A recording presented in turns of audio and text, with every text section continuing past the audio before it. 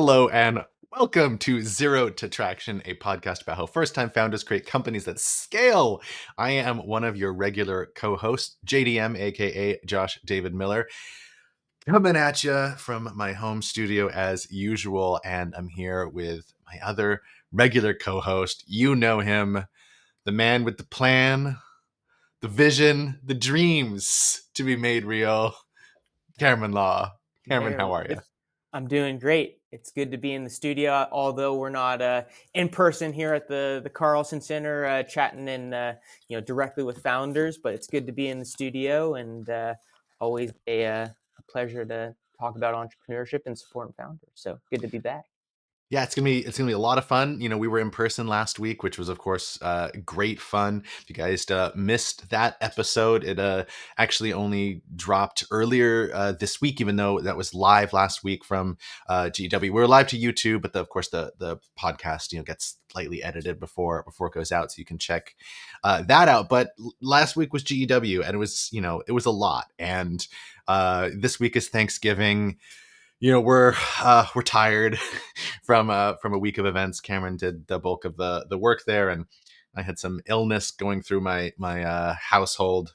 Yay, toddlers and daycare and all of that. And so we thought today, we don't know what to talk about. We never know what to talk about, but this time we really didn't know what to talk about. So we decided to ask our AI overlords what to talk about. And we're just we asked it, we're gonna read out some five topics that it gave, and we're just gonna react to them in real time because we actually like what it spat out. So it's gonna be kind of fun with that. And because it's the week of Thanksgiving, at least here in the United States, we are thankful for AI to be able to help us out in a pinch in an episode that we are calling the Can AI Replace Us as Hosts edition of the Zero to Traction podcast. All right, so I did this in Claude because ChatGPT seemed to be having trouble connecting. I didn't like the results I got out of Gemini. They were fine, but I didn't love them. But Claude came through in a pinch, as it always does. So here's the prompt. I said, just simply, straightforwardly, what are the top 5 most unexpected problems that founders of early stage scalable startups face, which are also the least talked about? Thought that would create us an interesting list. So I think I'm gonna just read the first one, and Cameron, you can kind of take it away. So our first one here is momentum erosion syndrome. And here is what Claude tells us momentum erosion syndrome is. Early startups experience subtle momentum degradation that isn't immediately visible. Small sequential setbacks create psychological friction that can progressively diminish team capacity and organizational dynamism beyond standard morale challenges. Ooh. So Ooh. are you battling the MES, the momentum erosion syndrome? We could It's already create got our an own acronym positions. now. Yeah, there you go. We'll sign up to or subscribe to the Zero to Traction podcast to help you battle the MES. But no, Well, it sounds like our advice is going to be when you encounter the mez, you just ask chat to do your job for you. exactly. Well, we should have probably introduced Claude as one of our co-hosts here today, but Oh, that would nonetheless, have been seeded that's a our missed conversation. opportunity. That's right. Though, it will join us again. But I think, the first thing that comes to mind around, what was it, the momentum erosion syndrome, is really, we kind of chatted about it a little bit last week, around kind of this difference around what I called adaptive and technical work. Someone introduced that concept to me of where when oftentimes we're taking actions on things that feel like we're making tangible progress, but as JDM might say, is procrastivity, where we're doing things that feel good in the here and now, but aren't actually leading us towards progress. And I think that momentum erosion syndrome is part of it, like where we see the work that we had put in, and ultimately those things take investment of time and money that didn't actually lead to any learning. So we didn't tangibly move the business forward. And so as a team, really looking at those things, are we making decisions that help us actually learn more about how our model is going to work, or how we're understanding the customer's journey or their perspective of the pain points and the solution? And so I think that that's really one of the things that stands out around, like, losing momentum. And we often talk about in our programs, particularly the startup challenge, but I think in general, the entrepreneur journey is getting that momentum going. And it doesn't mean it's always success, success, success, right? It's also really these learning loops of like, oh, well, now I know what we need to do next. Versus it being like, oh, we're getting all these great signals because we're not doing anything that actually is giving us information back, right? It was like, we built something that's great, but no one saw it, no one gave us feedback, and now we don't actually have any progress. So we keep building things that maybe don't actually take our business in the right direction. And so I think that that's one of the key elements that comes to mind for this momentum erosion syndrome. I also think just sometimes if you're doing it alone and not really engaging others in that process, that could also lead to that as well, where you're not feeling like you're getting the ideas or feedback, or that you're not actually getting access to the resources. When you think about your journey, is how quickly can you navigate from getting from point A to B as quick as possible. And a lot of times that's people and connections to give you those ideas, experiences that they've had, that they could ultimately share. So you don't have to go pay the price to do that. And so those are the things that come to mind for me. What about you, JDM? Yeah, I think that that's great. One of the things that comes to mind to me with this is that so our irregular co-host Claude described this, as like this subtle, degradation where it's not immediately visible, like these small little setbacks. And I think we often, think about really big setbacks, like the market didn't like something or our experiment didn't work, and that's all great, right? That'll definitely degrade your momentum. But I think there's the subtle one that comes to mind for me is when you actually do get data back and we don't know what to do with it. And so what often happens, I think, is like we ask these questions of the market, we run these experiments, we get data back, and as we start getting data back, we start identifying that there isn't a clear answer to the question. And so like when you're trying to figure out, do I go after customer segment A, B, or C? And when you run data, you're getting basically positive results from all three of them. And on the one hand, that's great because that signals some, really great market potential, but you can't go after three different customer segments in the early days. And so, we get this just like, instead of like being really gung ho and pressing forward on pushing forward, we now just get this slowdown from what is, at the end of the day, a pretty minor setback if you think about it, right? It's an embarrassment of riches that you have these different customer segments, but you do have to kind of pick between them. And so we don't know what to do with the data. We don't know how to analyze the data. We don't know how to like pick between these things. And that just starts to really, really slow a company down. And so when you have all these positive indicators that should be putting you on the right track, you instead just kind of start to fall, down, down, down, until you kind of grind to a halt. And then that's when sales start to take a dip, and you're like, oh, we can't scale, we need help, and investors get frustrated and all that. That was what came to Yeah. mind for me. Yeah, no, and that triggered me to think of one other kind of concept. Was comes from this book, Move Fast, Break Shit, Burn Out, and kind of that last element is, and what they really tie a lot to is like someone who's trying to disrupt or be a catalyst to create change. Like oftentimes you have a vision of a reality that you certainly see, and you're trying to articulate this vision of how that ultimately, what the value that's generated or what that future state might look like. And part of your job is to help visualize what that looks like to other people. And one of the things that's oftentimes missing is the language to articulate that future state.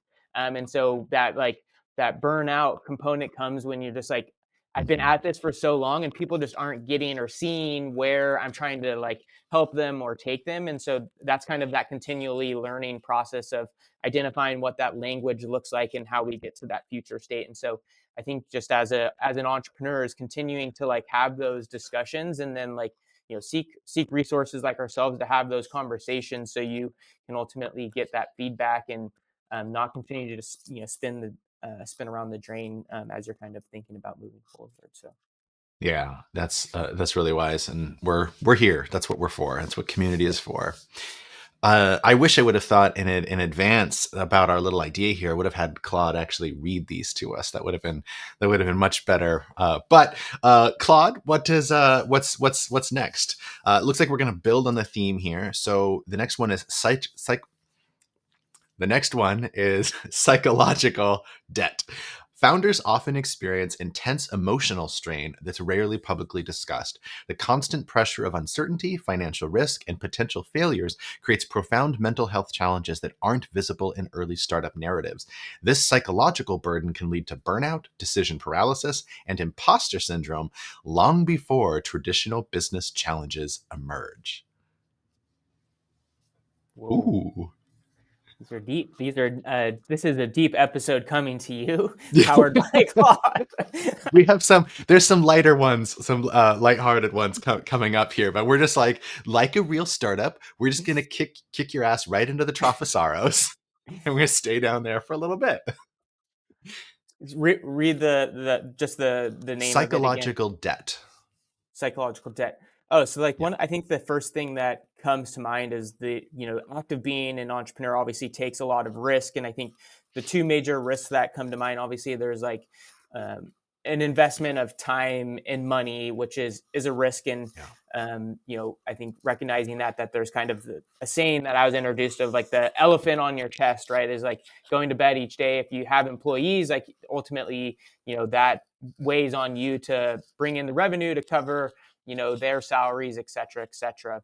But also I think the like psychological challenges also come from trying to be so invested in realizing the solution that your identity is wrapped in that. And when you get feedback from the market or people that say, oh, I don't get it, or I don't like it, that connection to you can be challenging of like, oh, well, like, I don't see what you're doing, or, I don't see how that's actually a problem when you see it as a problem. And so recognizing that that connection and identity of you and the startup are oftentimes is one. And as you kind of battle that, is like, I think there's a gift and a curse to it, right? I think like that will help you kind of get through other challenging times, but the association with so much of the idea is that then you might be pushing through when signals are saying you might need to be pivoting, or shaping that idea. And so what comes to mind is like, love the problem, not the solution, right? Like if you're associating like all of the startup and all of yourself as the solution,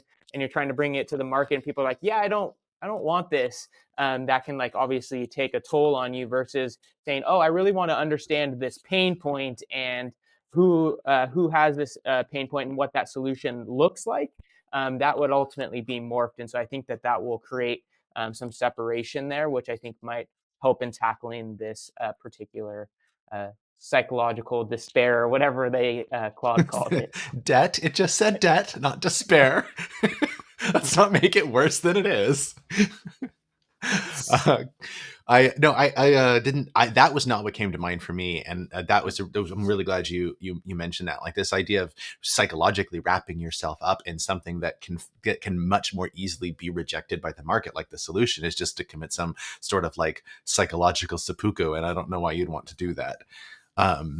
So that's I love it. Glad you mentioned that.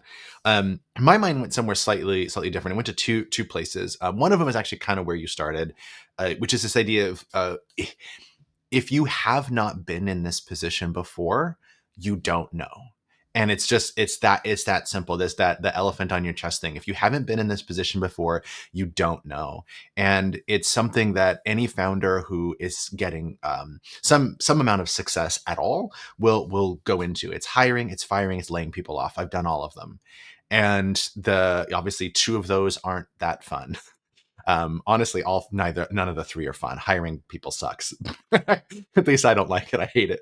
But firing people sucks. Laying people off sucks. And to have people's livelihoods and psychological well-being attached to you, and knowing that you're responsible for that, either from a sales and revenue perspective or from a fundraising perspective, like that creates an intense, psychological pressure that you do have to be able to compartmentalize a little bit.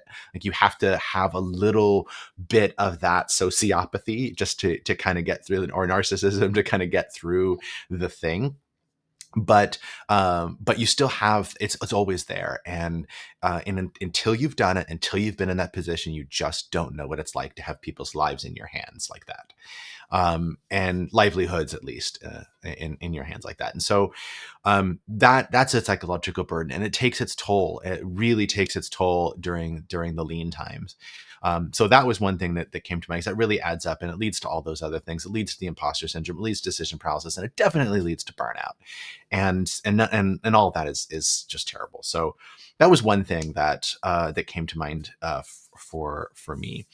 Another one is this, like, there's a there's a very, in a very real sense, a uh, there's a vulnerability that you talked about, Cameron, in entrepreneurship that's unavoidable. Like, it's just part of entrepreneurship, is just being vulnerable. Even if you attach yourself to wanting to solve a problem, like in a market, right? Then you've pretty well walled off the part of you that can be rejected, right? Because you haven't wrapped yourself up in a solution which will be rejected in whole or in part. So there's that piece of it too, but it's still this constant discovery and willingness to be wrong, and trying different things to try to figure out what works while you co-create a product with a customer you haven't found yet. And then that's a very weird, complex thing. And it's, while that doesn't, if you're smart about it, you can avoid the emotional rejection, like, toll that comes from that, by doing what you were talking about, Cameron. But the other side of it is just the intellectual side of this, where you're constantly getting new data, constantly reevaluating, constantly pivoting, and you have to balance, this I'm getting data back, and I want to incorporate that data to make a smarter business, with just being on the whip, and changing directions too soon, and gopher syndrome, and all of that, and trying to keep all of that in your head, and balancing all that, and making those smart decisions all the time. I mean, it just takes its toll. Like, it's that's hard. It's hard, and it's one of those things. Unless you've been there, you don't know. So, Boom. boom. All right, Claude, tee us up again. What do you got for us? All right, next one's a fun one. Startup market misalignment. And this one, not nearly as fun. Claude, I'm a little disappointed in your naming on this one. This one is not as good as the other ones. But the description, let's read it. Startups often discover they've built something technically impressive, but fundamentally misaligned with actual market needs. This isn't just a product market fit issue, but a deeper existential challenge, where founders realize their entire conceptual understanding of customer problems was fundamentally incorrect, requiring complete strategic reimagination.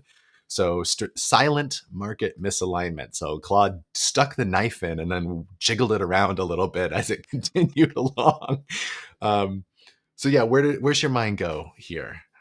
I'm just surprised that this is one that's like not commonly known, right? Like, when I think of how we work with entrepreneurs, this is usually the, like, reason we say, for number one reasons startups fail is they Yeah, build things that nobody wants, right?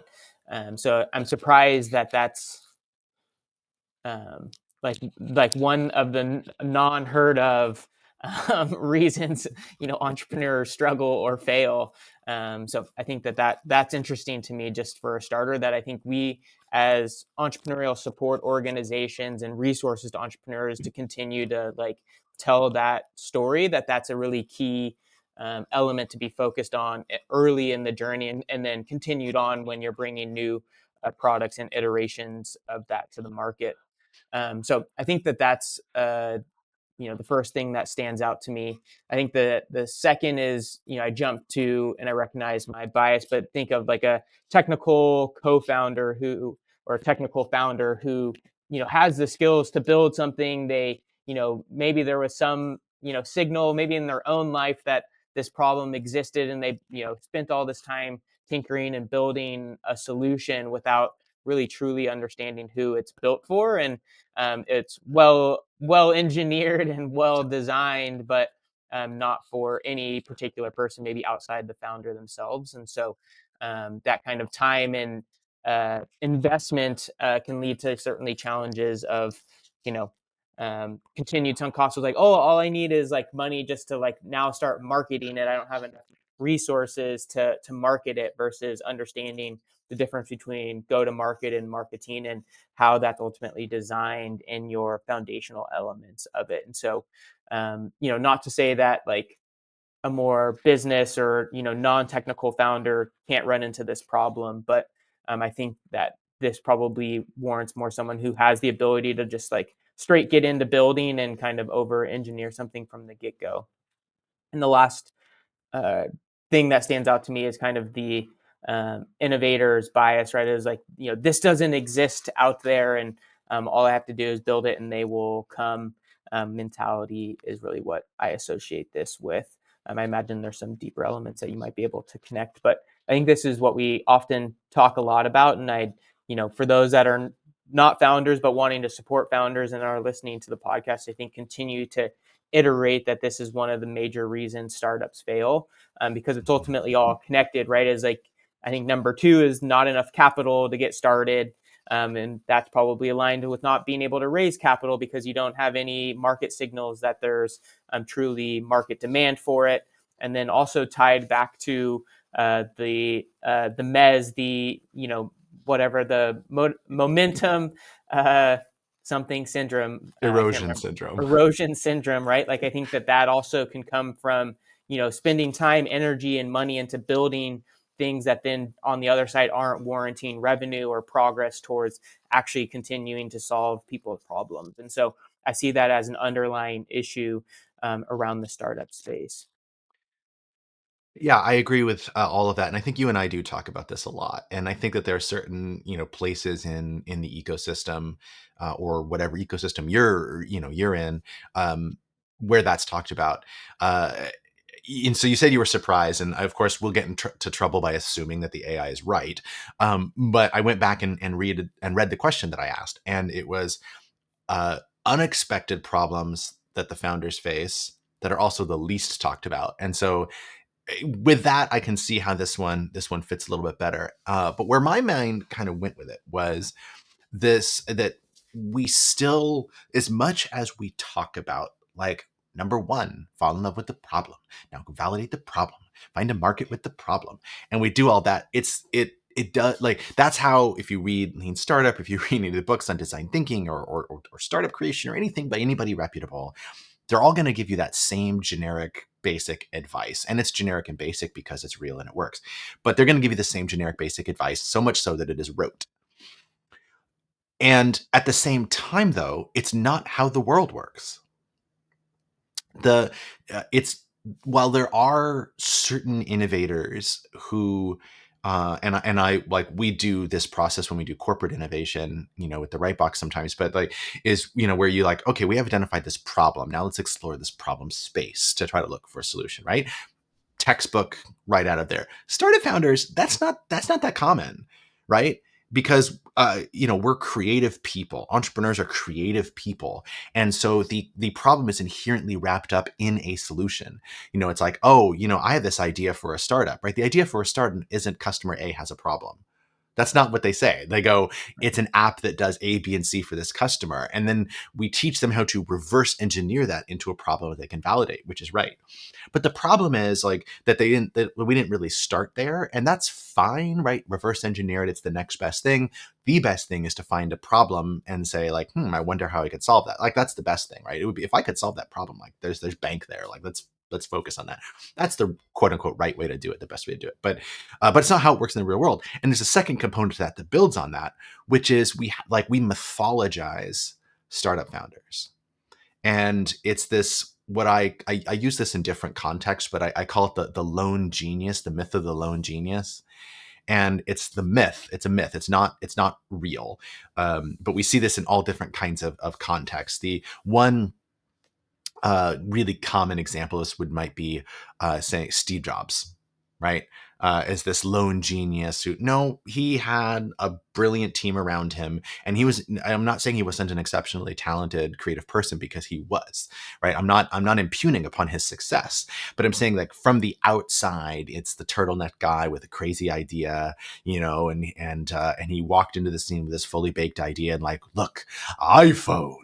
And that's not, literally just not how the product even got developed. Like, that's just not how it worked. And so we mythologize it that way. And it's these hero founders who had this genius idea. And so this is why, and this came up on the show last week during our Ask Me Anything, is like, somebody comes up to you and the first thing they say is, I have an idea for a startup.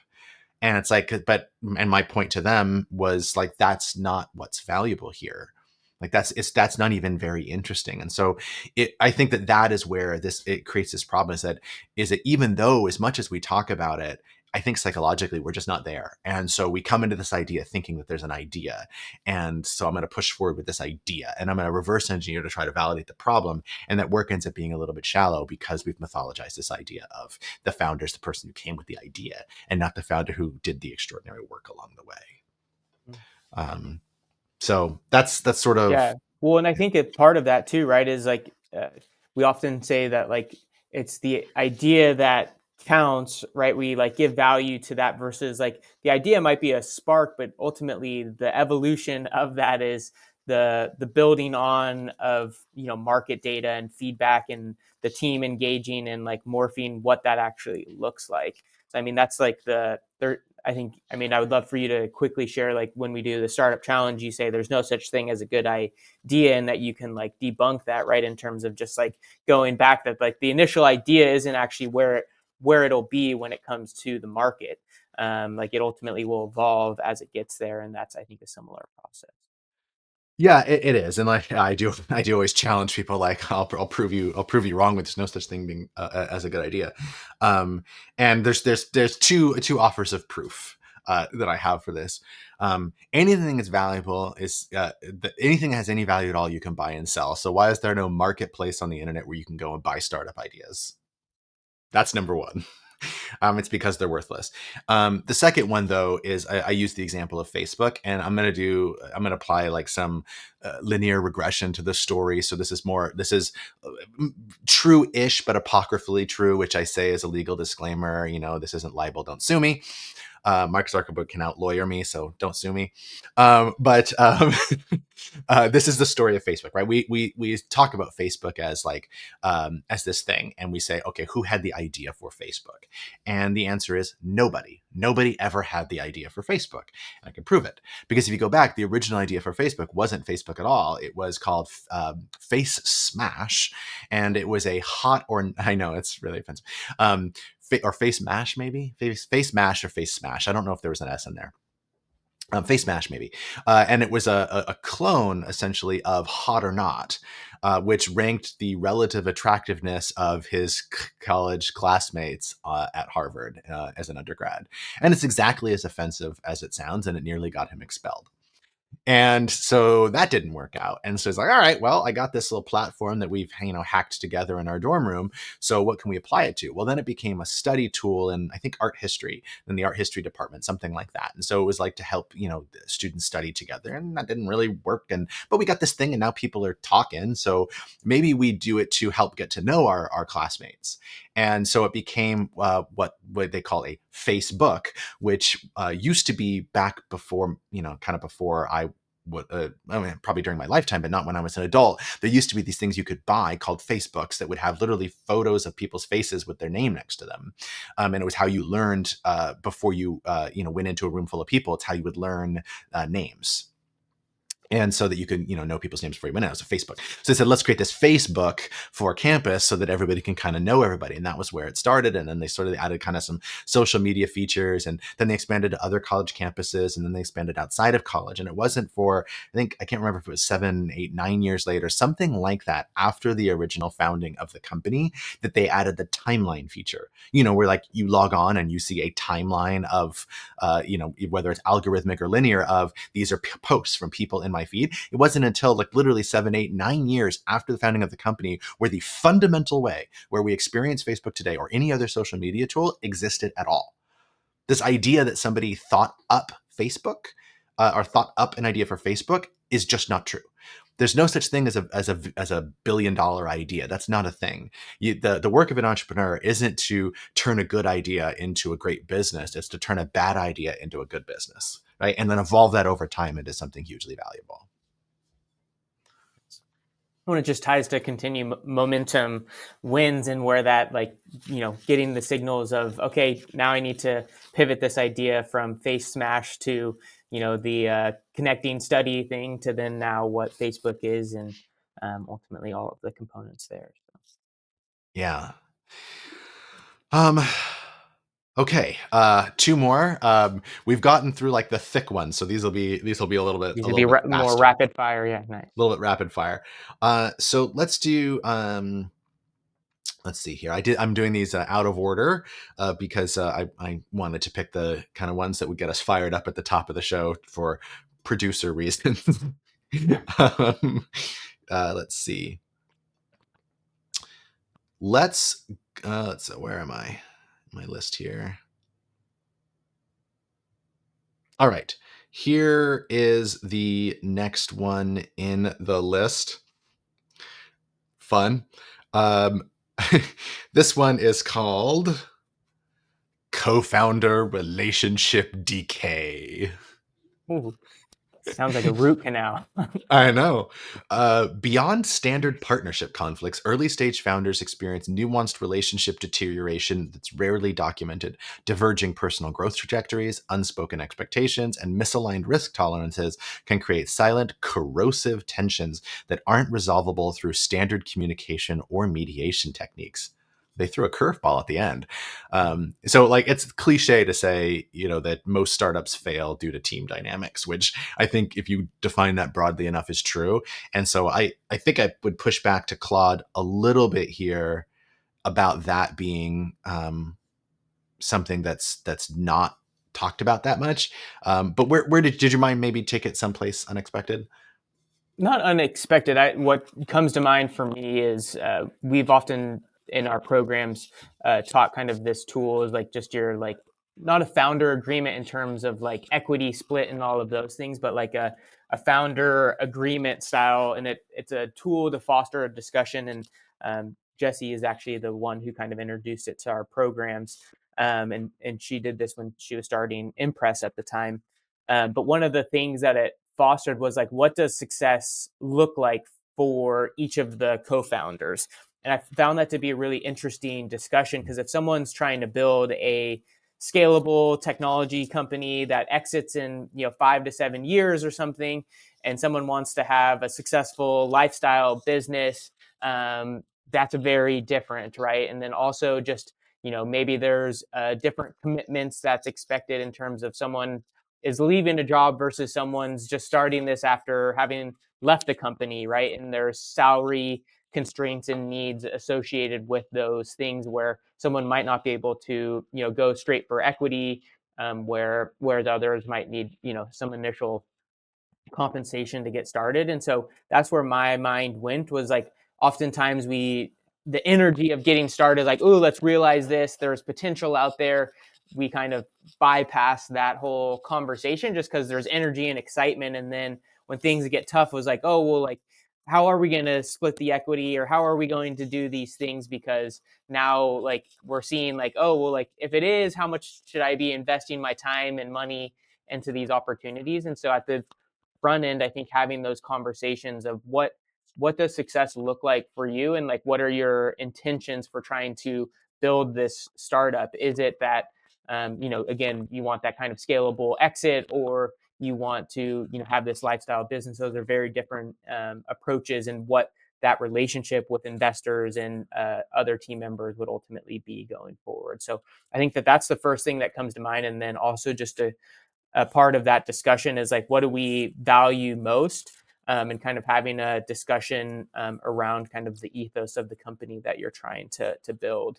Because I think that's oftentimes one of the major misalignments. And so those are the two things that come to mind. And in relation to getting started and co-founder relationship decay, or however Claude teed it up I was for right. us. That was correct. Yeah. There we go. Um, PRD. CRD. So I think I agree with all of that. My mind went essentially the same place, and just with the list that it gives, like diverging personal growth trajectories, unspoken expectations, misaligned risk tolerances, right? Those are the things that we don't necessarily talk about at the outset because we see the problem, we see the solution, we work well together, we like each other, we have complementary skill sets. So like all those things, like, oh, this is it's a marriage made in heaven, right? But there's all those other things that get talked about a lot less, that if we don't go through those exercises to make sure that we have intrinsic motivational alignment, that we're looking to do the same things with this, to your point, Cameron, about like lifestyle versus scalable startups and other questions related to that, then it's going to eventually create all this tension, inside the company, and it will eventually lead to some paralysis in there. I had a startup, my first startup, that fell apart for a few reasons, but one of the reasons was that we, as a founding team, could not agree on whether or not we wanted to bootstrap versus raise capital. And I was in the raise capital camp, and some of my co-founders were in the other camp, and there were 4 of us, and we were stupid. And so we had 4 of us with equal equity split. We made all the mistakes in the startup. We just got all the mistakes out of the way with the first one. And so, which meant, like, 4 people, we were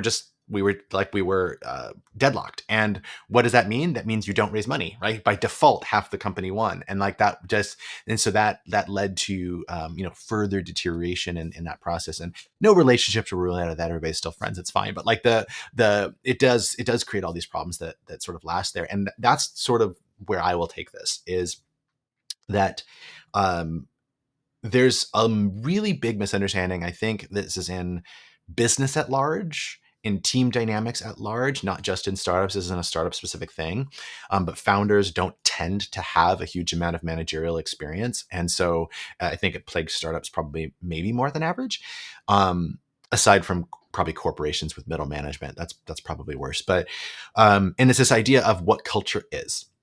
And so oftentimes you get these startups where as they start to scale, and they have 10, 15, 20 employees now. And so they hire somebody who's like a head of people experience or a director of culture or something like that, which, if I hear that, I'm like, oh, what'd you fuck up? Because something obviously went wrong for you to hire someone like that, unless you're just giving the head of HR a fun title. But the fundamental problem is that you can't outsource culture to a role in the company. That doesn't work. And that's where that I mentioned, like, this fundamental misunderstanding of what culture is. Culture is the sum of all the decisions we've ever made to date. And That's it. decisions we did not make. And yes, exactly. Yes. And the decisions we did not make. All of that is what culture is. It is not a mission statement. It's not your values. It's not your morals. It's none of those things. None of those things are your culture. Your culture is the decisions that you make or don't make. And so that starts with just one founder, and that, right, because you're establishing a culture in the startup that when you bring even a co-founder on, or an early employee, like, you're just bringing that with you, and you're just establishing it as you keep going. And so if you think about it being like the sum total of everything that you've ever done, right, then think about, that's why it's so hard to change culture, is because, like, you have to now, with different decisions, outweigh all of the decisions that were made in the past. If you have a team that's been feeling underappreciated for a year, taking them all out for a pizza party one time isn't going to solve that issue, because you have a year of debt that now has to be. So what's the best way to get out of debt? To not go into debt in the first place. Right. And so that's why I think you have to be really intentional about culture, and that's going to start with the co-founders. Right. And so that's where you really need to make sure that everybody's on the same page about what you want, or you are establishing a culture that will cause you problems later on down the road, and they're really hard to fix. And no, you cannot just hire someone to fix it for you. All right, Claude, that was our penultimate one. What's our final one? Our final one, according to Claude, is invisible capitalization constraints, or ICC, not to be confused with the International Criminal Court. Beyond traditional funding challenges, founders encounter subtle capitalization constraints that aren't publicly discussed.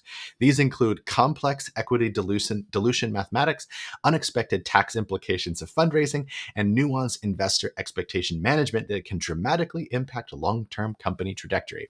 So I will actually agree that this is not something that's talked about a lot. In startups. And I think there's probably good reason for that, is that you shouldn't be focused on those kinds of details when you're trying to figure out if people will even want what you're selling.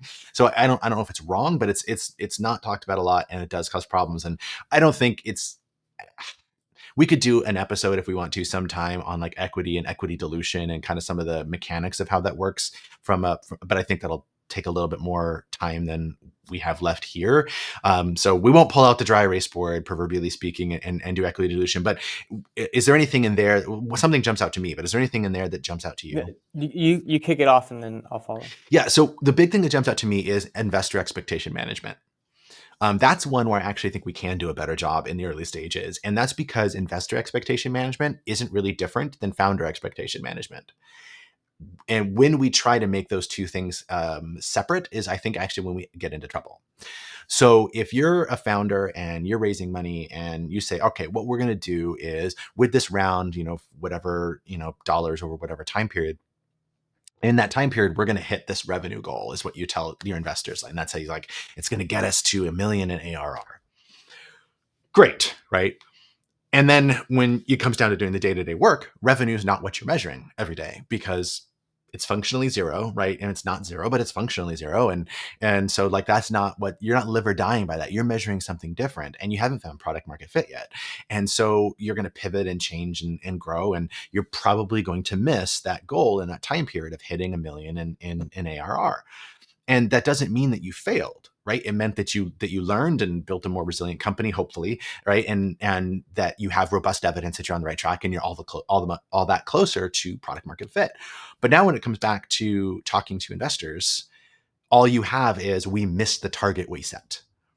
And there's an irony there that I like to talk about, that I talk about a lot, which is that we knew at the outset, investors knew, you knew, everybody knew that $1 million in ARR target was bullshit. Like we all knew it was made up, but it was the only thing we wrote down. And now it's the only thing we have to talk about. And now we got to reverse engineer back to like, well, let me tell you the story about why we didn't hit that. And here's why that's really a good thing, and this is just like trying to explain to your parents why the B you got, is really not that bad because, the subject was harder than I thought. And I was, I thought I might fail, even though I studied really, really hard. And it's like, well, you're starting from that perspective. Whereas if, the conversation from the outset was like, this is a really hard subject and I'm really struggling. And then you get that B, like that's a little bit different, I think. So, I'm not saying that you don't set those financial goals because this is a business and that's important. But if you set that up as that is the expectation, I'm going to manage around that singular expectation, I think you're setting yourself up for failure. So you have to pick the metrics that matter for your company in that time period, which is what do we need to prove in that time period in order to raise our next round, right? Or to get, cash flow positive or whatever it is that we need to do. And so that was the thing that came to mind for me is that if we learn to better set expectations with ourselves and with our investors, and we're transparent about what it is that we know, what it is that we don't, and what it is that we need to learn from that, then I think we're going to have much better relationships with our investors.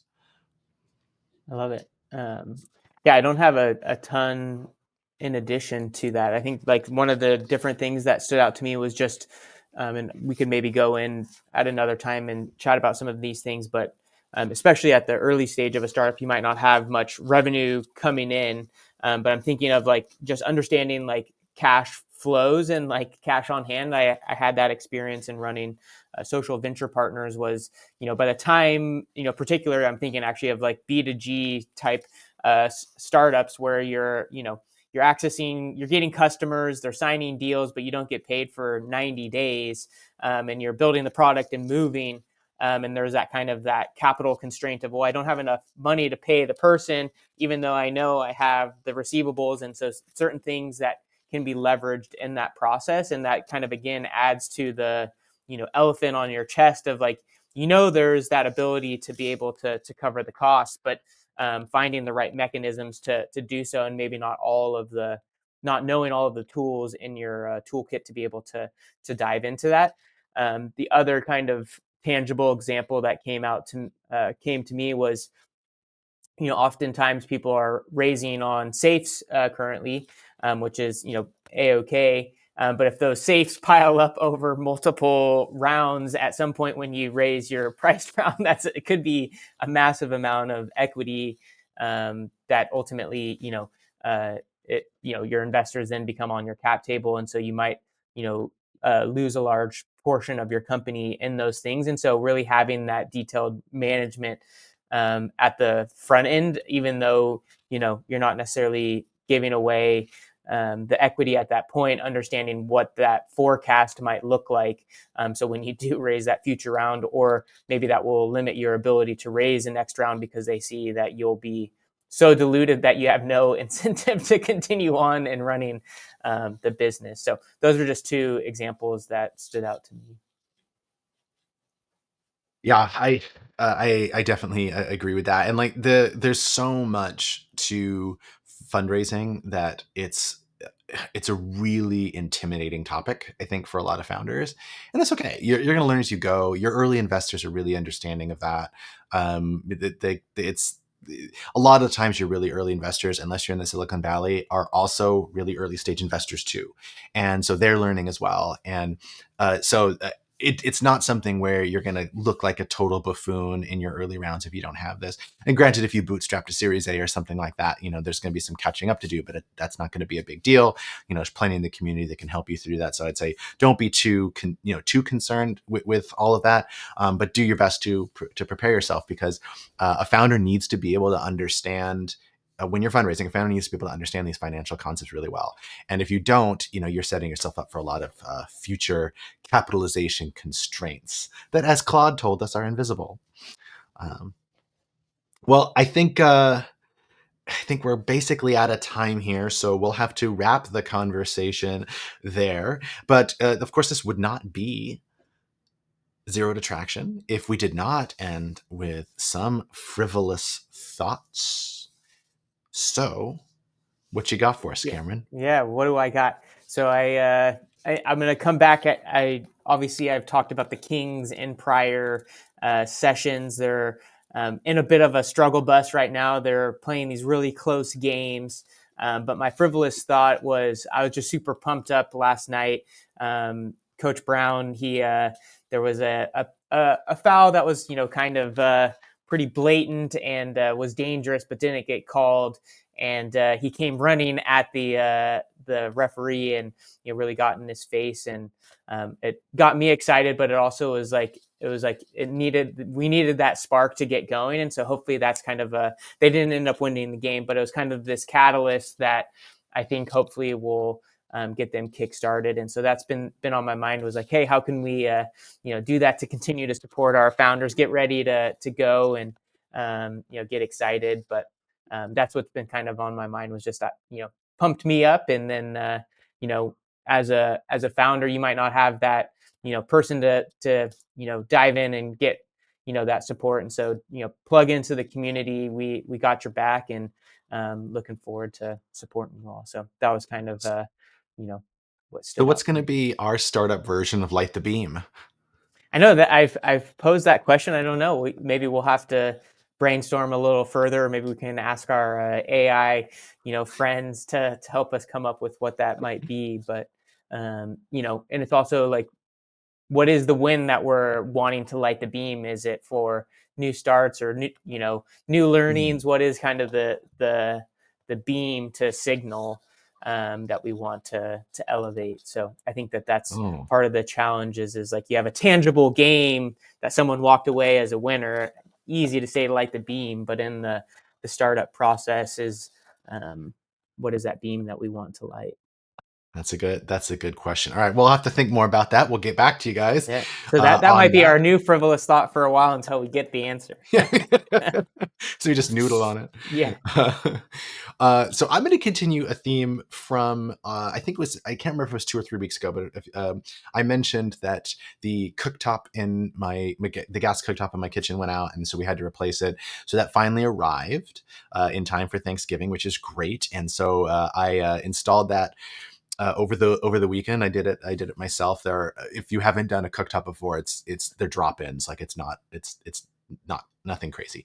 You just have to know how to close up the gas lines and stuff like that. So it's very, very straightforward, although it took me several embarrassing trips to Home Depot to make sure I had the right couplers, which, because they were different on the new one versus the old one. So I got that installed, which is great. And I have so far, check this out, I have so far boiled some pasta water on it, and it performed admirably. You didn't burn it. You didn't burn the water. I didn't burn it. I didn't burn the pasta water. It was great. Um, and so I'm looking forward to really substantively trying it with Thanksgiving, with the Thanksgiving meal. So that's great. But in the same theme as that, so I finally got that installed yesterday. As we're recording this on to YouTube on Monday, even though the podcast will drop probably on Wednesday. Is that we it was my birthday is next week, and so Deb went out in the day to pick up my present from somewhere, and she had the employee put it in her car. And when she gets home, she said, "I might have to give it to you today because I don't think I can get it out of the car." And so when I did, I ended up having to get it out of her car so that to bring it inside, which meant I got to open my present early, which in the same theme was a new countertop oven. Like a toaster oven, but it was a Breville Professional that Mhm. is it's a convection of a regular oven, air fryer, toaster oven. It's got all the features like any of those do. But this it's very nice. It is large, so it's very smooth and fun to play with. Takes up a little bit more room on the counter, which is actually pretty unfortunate. But it's a great size. So 2 new kitchen appliances in 2 days. There you go. You're ready. You're ready for Thanksgiving. I'm ready for Thanksgiving. Let's do it. Let's get it did. Well, that is all the time that we have. Thanks so much for joining us this week. Definitely thank you to my co-hosts, Cameron Law and Claude Sonnet, for joining us here today on the pod. As always, podcasts grow by word of mouth. If you enjoyed this at all, please do share it with a friend. Leave us a review. Make sure you like, follow, subscribe in whatever podcasting or YouTube platform that you're listening to this on. Really does help us out. Helps us get into more hands. We appreciate the vote of confidence. Thank you so much. And we'll be back in your feeds next week, which is going to be it's going to be fantastic. We'll figure out a real topic instead of just farming it out to ChatGPT. We only phoned it in once. This was our gimme for Thanksgiving week. Once a month. That's what we'll say. Maybe once a month. Maybe once a month we'll phone it in. This was kind of fun. We'll just do a different prompt to give us different ones. Yeah. But no, it's great. So again, thanks for joining, Cameron. Thanks for joining me. Thank you, and have a great Thanksgiving, everyone, especially you, JDM, and thankful for the ecosystem and all of you entrepreneurs taking the risk to build something great and solve someone's problem. So we appreciate it, and know we're here to support. Here, here. See you next week. Cheers.